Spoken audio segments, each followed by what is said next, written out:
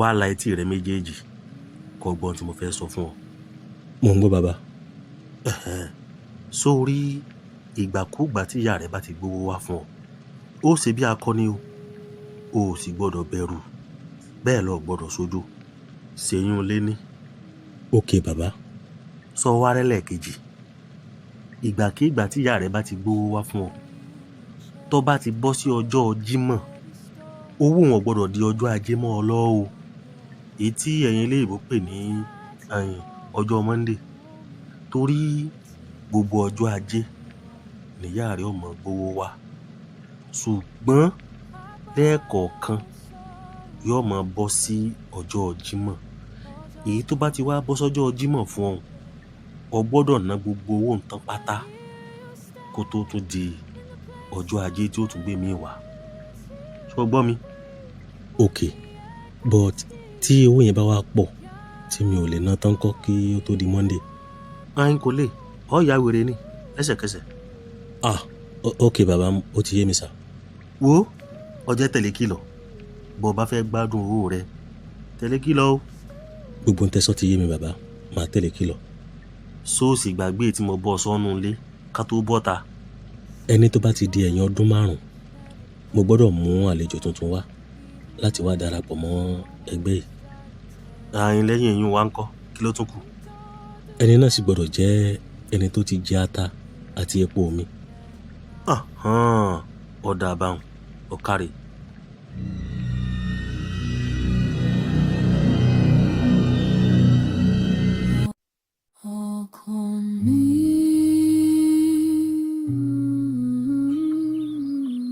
Gbogbo àwọn girls Instagram yìí ṣọ́ọ̀kì ń ṣèyàn ni àbáwọn lórí méjì. Ìwọ àti fóònù yìí sáá ní gbogbo ìgbà. Mo ti dúró sí àyín látẹ̀kan, ó tiẹ̀ fura pé èèyàn kan ń bẹ wájú rẹ̀. Màámi ẹ má bínú, mò ń check nǹkan lórí Instagram ni. Ṣé ń jáde ni? Òní ni mítìnì gbọ́múlé láńtà tá a mọ̀ sí. Dídá wa sì ti ń pè mí. Ok ma, màámi ẹ jọ̀ọ́ ṣé mo rí 200 naira lọ́wọ́ yín? Mo fẹ́ fi rẹ̀ pa kí n fi mu gàrí. Wọnú ilé kọ́ lọ wọnú ìgbànú mi, ó yẹ kó rí sẹ́ńgì díẹ̀ ń bẹ. Àmọ́ o, mọ́ mu kọjá nǹkan tó bẹ̀rẹ̀ lọ́wọ́ mi o. Mo ti gbọ́ mà. Àbúrò ẹ̀ ń kọ́? Ó wà lẹ́ńkùlé, ó ń fọṣọ ẹ̀. Ó dáa, ẹ̀mí ìjẹ́ ya dílé mú. Èmi náà ò ní pẹ́ tí ń fi dé. Ok ma.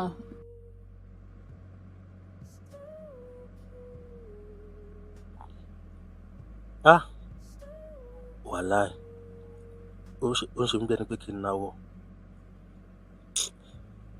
Jẹ́ kí n pèrè jẹ.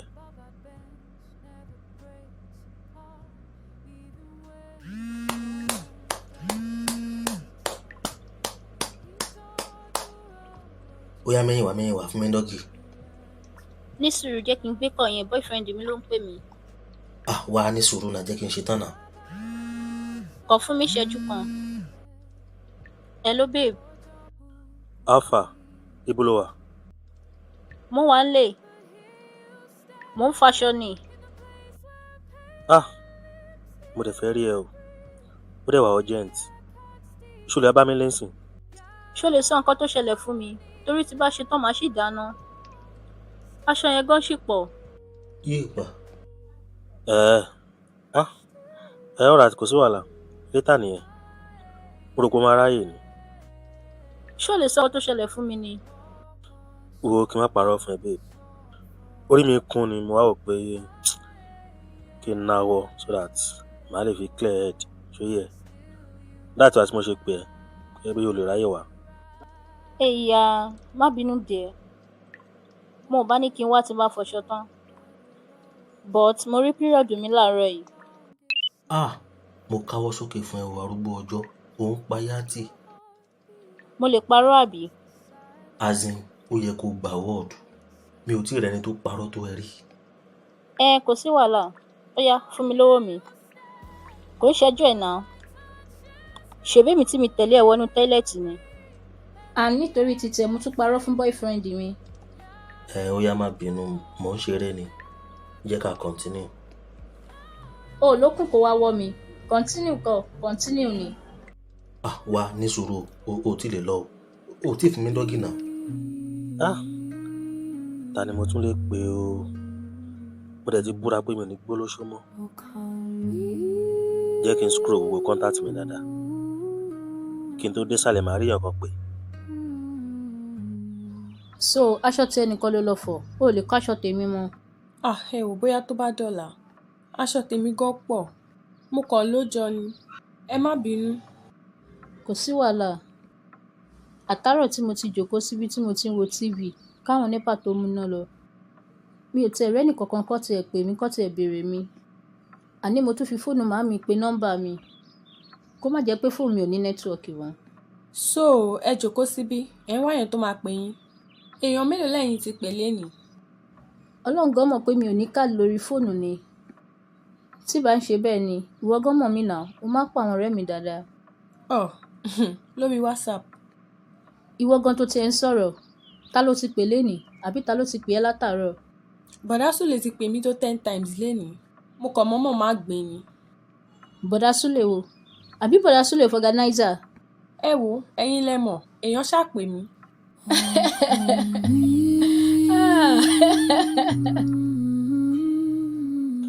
Yes. Jẹ́ kí n pe Gẹ́kòròdú yìí. Tí n bá lè rọmọ yẹn jẹ inú mi á dùn. At least ọ̀dọ̀ ẹ jìnnà sí Lẹ́kì.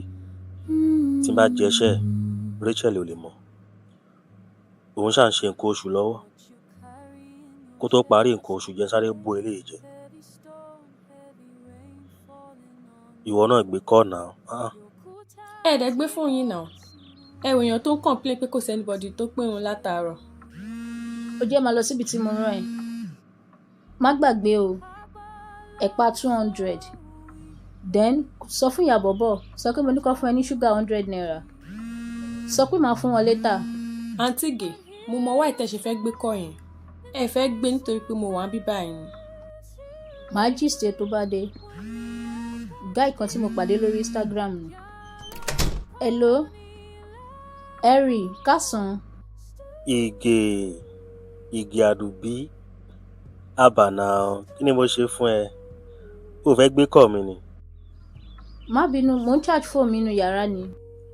ok báwo ni ṣó wà pa? Ìgbà tó béèrè mi ni o mo wá gbà jẹ́ kí n béèrè ẹ o at least. wo Harry ọ lè owó ẹ̀ kankan o bí mo ṣe ń bẹ̀ sọ̀rọ̀ yìí mo broke ju èkúté ṣọ́ọ̀ṣì lọ.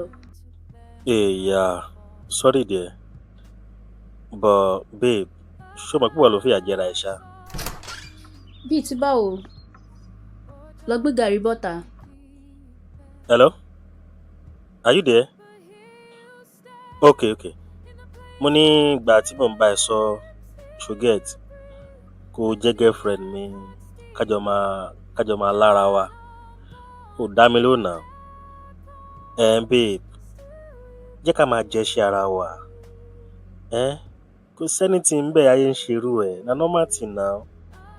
Bọ́ mo ń bá ẹ sọ́nà ó dá mi lóhùn.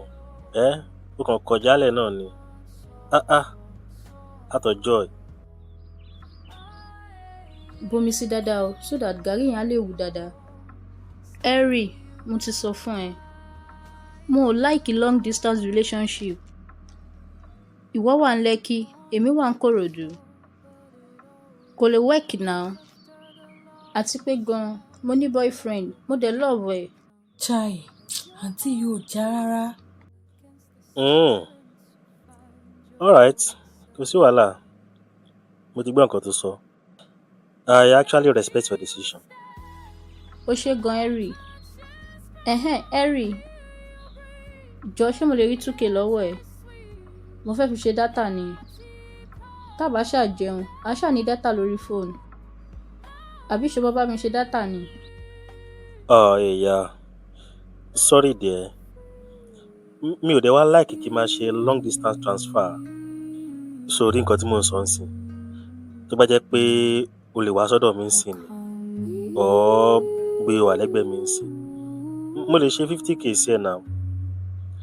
Màá tún fún ẹ lówó mọ́tò. In fact, màá tún ṣe dátà fún ẹ. 50k.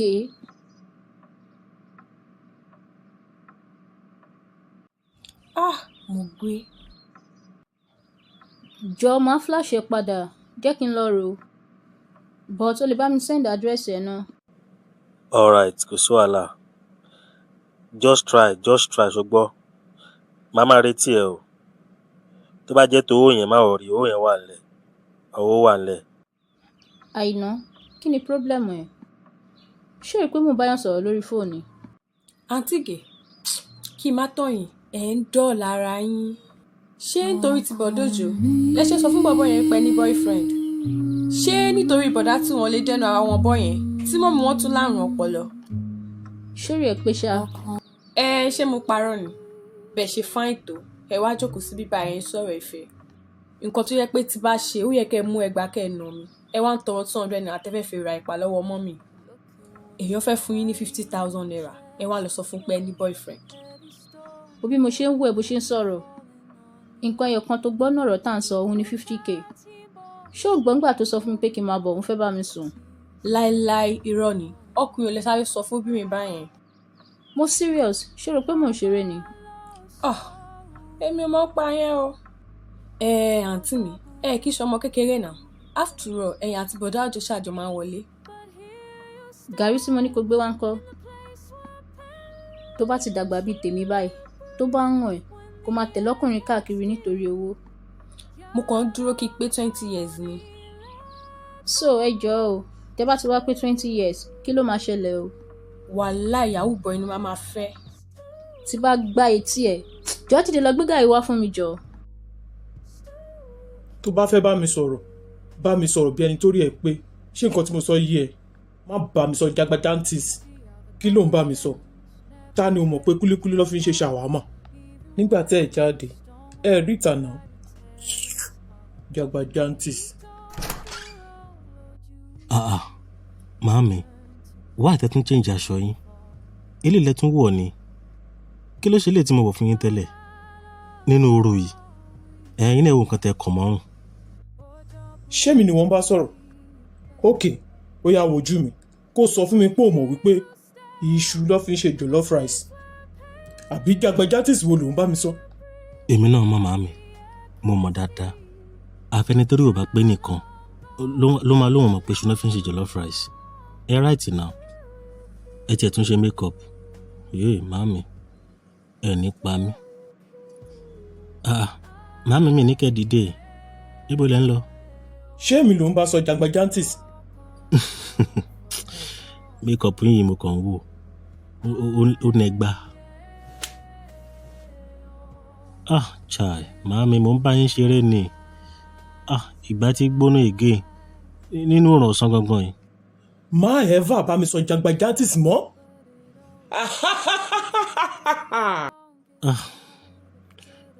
Wàhálà máa wà wá o. Ọlọ́run á gbà wá níjọ́ kan. Ẹ jẹ́ kí n lọ rògùn yín wá. Mo ti gba kádàrá tèmi. Àyà mi ò ṣe kọ̀ láì gbà.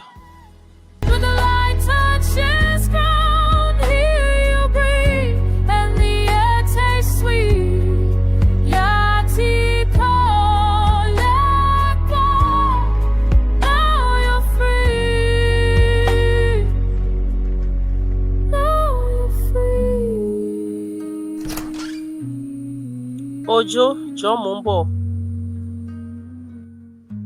Mi ò tiẹ̀ kúkú mọ̀ bóyá owó tó wà lọ́wọ́ mi gan máa tó ra oògùn tí mo fẹ́ rà. 750, 850. 850. Mo dẹ̀ tún máa róúnjẹ fún wọn. Àfi kí n yá bẹ sísítà Adéra o. Kán help mi, kán fún mi lóògùn yẹn. Màá fún wọn balance later. Òjó. Sísítà Adéra, ẹ má bínú, mi mọ̀ pé ẹ ti wà wájú mi. Ẹ jọ̀ọ́, màámi tún ti bẹ̀rẹ̀ bọ́n ṣe máa ń ṣe, so òun ló jẹ́ kí n wá rí yín. In fact, mo ṣe jẹ ìgbà tí gbóná kan lọ́wọ́ wọn láìpẹ́ yìí ni kí n tó máa bọ̀. But ẹ jọ̀ọ́ sísítà Adéra, oògùn tẹ́ máa ń fún mi yẹn ni mo wá rà, but owó tó wà lọ́wọ́ mi ò tí pé. Tí n bá lọ bí iṣẹ́ lọ́la, màá fún yín ní balance. Òjó, Báwo lo ṣe ń kó pẹ̀lú condition mọ́mí ẹ̀? Ṣé kò sẹ́bí kankan tó lè help yín ni? Family kẹ̀. Family ti reject màmí tipẹ́. Àwọn náà lé wa kúrò ní dádì mi. Dádì mi ti kú. Bóyá àwọn náà dẹ̀ pa àkókò mọ̀. Wọ́n dẹ̀ láwọn fẹ́ ta lé ká kúrò nílé. Àwọn èèyàn máa burú o. Kádàrá tiwa nìyẹn o. A ti gbà. Ohun tó lọ́n dá sára lágbádá nìyẹn. Àdẹ̀ tí ń yan bí gàrí. Àdẹ̀ lè bí. Wọ́n ní àṣeyọ̀wù lọ́lọ́run. Tọ́. But ṣé wàhálà yẹn wá pọ̀jù fún wọn nìkan? Kí ni màá wá ṣe? Ṣé màá wá fi màmí lẹ̀ màá wá sá lọ ni? Ará sá, ẹbí sá, ọ̀rẹ́ sá. Màmí tó jẹ́ pé bùjẹ́bùdànù ni. Kò sẹ́ni tí ó lè fi nǹkan tọrẹ fún. Kódà tó bá kú ojú màmí, wọ́n lè fi tọrẹ. Everything dẹ̀ ṣẹlẹ̀ báyìí. Gbogbo àwọn tí ẹ wo àǹtí Dẹ̀ra mi lè fi màmí lẹ̀. Tó bá wu Ọlọ́run ọba nínú àánú ẹ̀, ayọ̀ wa kónú calamity tá a wà ẹ̀. Àjàgà yìí ti pọ̀ jù. Bógun ìdílé ni, bégún ìdílé ni, bépè ìdílé ni, kò tiẹ̀ yé mi gan sef. Ìyá, ó mà ṣe o. Wo ṣó mọ nǹkan? Owó tó wà lọ́wọ́ ẹ̀ yẹn, o lè fi yẹn lọ róúnjẹ náà. Màá fún ẹ lóògùn yẹn lọ́fẹ̀ẹ́. Ẹ ṣé àǹtí Dẹ̀ra. Ṣebí mo ti sọ fún ẹ kó yé pè mí láǹtí mọ́. Bóyá ojú mi lọ bẹ́ẹ̀ yẹn ń sìn yẹn àmọ́. Ṣé nítorí pé ò lọ sí school? Irọ́ o, mi ò lè stop o. Kí n stop kẹ̀. Aláàánú mi lè jẹ́ àǹtí Dẹ̀ra. Ẹ jẹ́ kí n máa pè yín ní Sister Dẹ̀ra bí mo ṣe ń pè yẹn. Ó tẹ́ mi lọ́rùn. Mi ṣá complain. Àti wípé àwọn Yorùbá ní olówó làgbà, kò sápọ̀nlé lára tálákà. Uber man yẹn ò tí pè mí o. Mo ṣe bá sọ̀rọ̀ tán sí ni. Ó máa tó dọ́dọ̀ ẹ̀ ṣùgbọ́n ó máa pè é máa rí. Ọmọ ọpẹ́ o. Thank God. Màá jẹ́, màá tún lá abọ́ ẹ̀. I swear. Ọmọ. Gbogbo 50k orí ẹ̀ bust. Àìnáwó àìtó ṣe ń wò mí bẹ́ẹ̀ yẹn. Ṣé wọ́n kọ́ lo advice mi pé kí n máa lọ ni? Mo kàn ń wo bẹ́ẹ̀ ṣe fine. Ẹ kàn jókòó sílé àwọn parents yín, ẹ wá ń waste gbogbo ẹwà yìí dànù. Mo gbọ́ ẹ. Fine girl tí ò lówó lọ́wọ́. Ẹ̀gbọ́n mi, àwọn ọkùnrin gidi wọ́n ready láti náwó fún yín. Ẹ̀yin lẹ ń sá fún wọn jàre. But ó mọ̀ pé mo love Òjó náà. Mo mọ̀ pé nífẹ̀ẹ́ Bọ̀dójò. But at least ẹ enjoy ara yín kẹ́ tó lọ end up nínú poverty marriage pẹ̀lú Bọ̀dójò. Mo like ẹ o. Ìwọ iná ló máa jẹ́ kí mọ́mí sọ̀rọ̀ sójú anyhow. Ẹ má bínú kẹ́ tó lọ change mind yín. Mo tẹ̀lé ní mi ò lọ́mọ gan sef. Ẹ má lọ, ta ló ní ìdòwò àpọ́nlé. Òjó. Tẹ bá gbé kọrin tí bá fún yín lẹ́sẹ̀, eyín yín máa yọ dànù ni.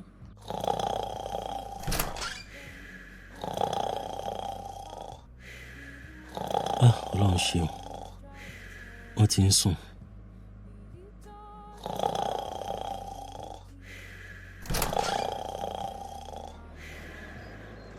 Jẹ́ kí mi náà wá lọ wá nǹkan jẹ. Okun ọ̀nà la fi gbé tìta. Tí mo bá lọ sọ́dọ̀ ìyá àbú ẹlẹ́wà, tí mo rẹ̀ wá 200 naira, màá ra gàrí 200, màá pò pọ̀. Ìyẹn ni Yorùbá ń pè ní sọkú dalẹ̀. Màá kàn máa mu omi ní tílẹ̀ máa fi ṣú.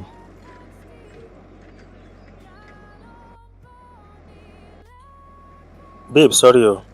Network yẹn ni o. Ó ti wọlé. Àǹtí ẹ lè bọ́lẹ̀. Ẹ ṣé o.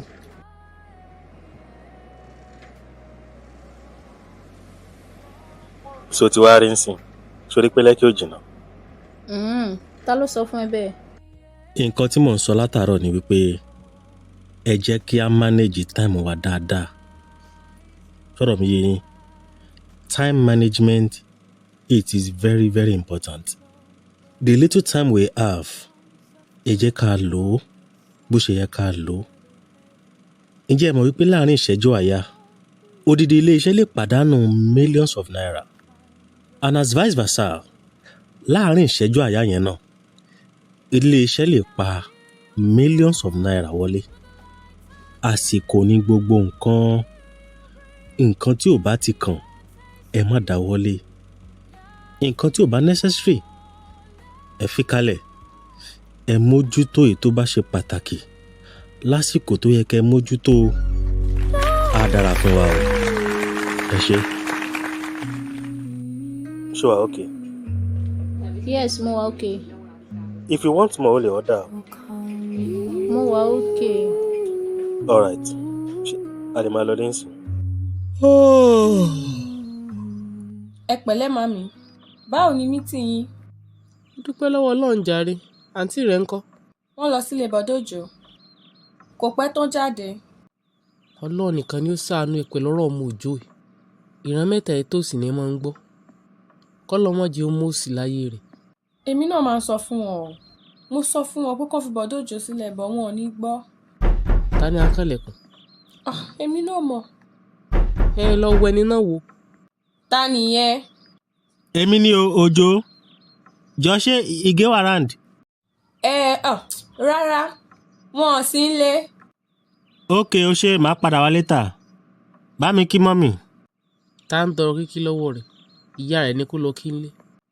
ẹ má dá wọn lóhùn jàre mímí ìmọ̀ nǹkan tó ń wá káàkiri. Ṣé bọ́ láǹtì rẹ̀ lọ sílé Òjó ni? Bóyá wọ́n ti lọ sílé àǹtí má lọ mọ́. Ilé Òjó ló lọ tẹ́lẹ̀. Ṣùgbọ́n ní ìsìn ó ti lọ lé mọ́ lọ mọ́, àbí? Wá jókòó. Mo ní ojókòó àyàbé tí ẹ̀rí kí n tó láǹkì láwùjẹ.